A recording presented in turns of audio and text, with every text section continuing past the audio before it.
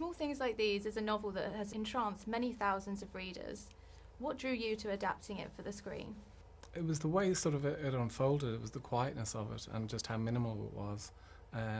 How she completely understood and got the tone of that time culturally in Ireland, the whole atmosphere of it, the sort of quiet, constant oppression, sort of claustrophobia of it. This thing of like people policing, communities sort of policing one another, and the church up here, and quietly going about their sort of control of this town. I think the subject matter for me was sort of just historically, I thought, well, as growing up in that period, growing up in this sort of like 80s and being aware of it and turned off by it and not actually sort of engaging it as a younger man, I thought it was a real opportunity for me to try and understand it and to lean into it.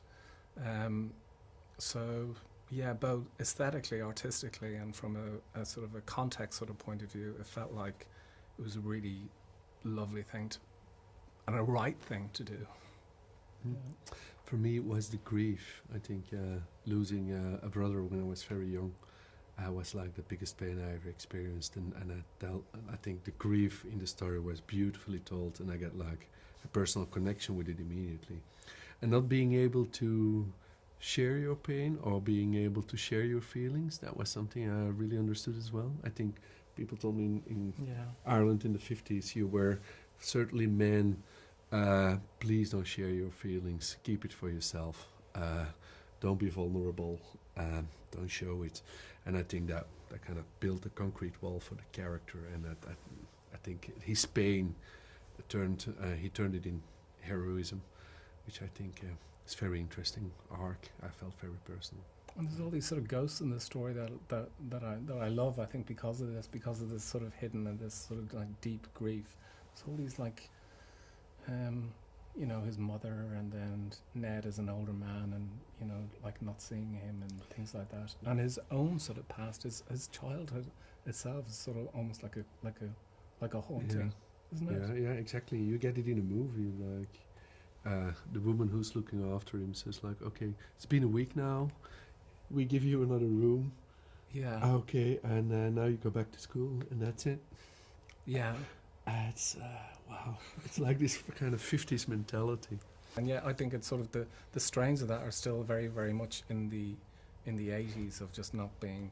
Irish people are great sort of talkers, but really a lot of the time they're just talking and hiding lots. Yeah. I think all of that came across so beautifully in the film. As a reader, I became so invested in Bill's life and emotional turmoil, and to see the film expand on that was incredibly powerful. Did you always know that you wanted to hone in on that and explore the past a bit? Was there any temptation to continue the novel where it left off? No, I don't think there was. I think it was so complete and it hit me in a similar way.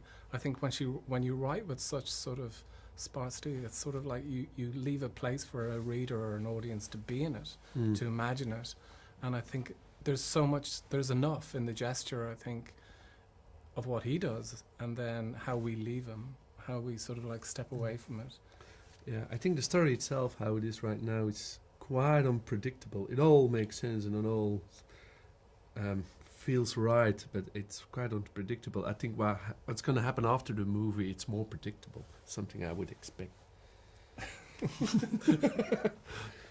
Enda, you worked with both Cillian and Eileen at the beginning of their careers. Mm-hmm. What's it been like to see them reunite and work with them on this?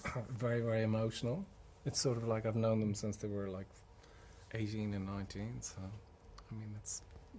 I feel very, very fortunate that we're, whatever age we are, middle-aged sort of people, and we're still in contact with one another and like one another and sort of support one another, and from a sort of like a, they're both incredible actors, wonderful actors, and like to have Eileen sort of be opposite him, it gives us, she's an extraordinary actor, but like it gives us so much sort of shared history, and so the work comes easier, but also there's like huge stuff, there's loads of stories, so I think their connection feels really deep because of that. Tim, you've also worked with Cillian on Peaky Blinders. how did you know he was the perfect person to play Bill Furlong? Because he came up with it. He came up with the idea, so it's quite hard to recast. As much as you really want. Yeah. We desperately wanted to recast, but yeah, he came up. It's my idea, so there you go.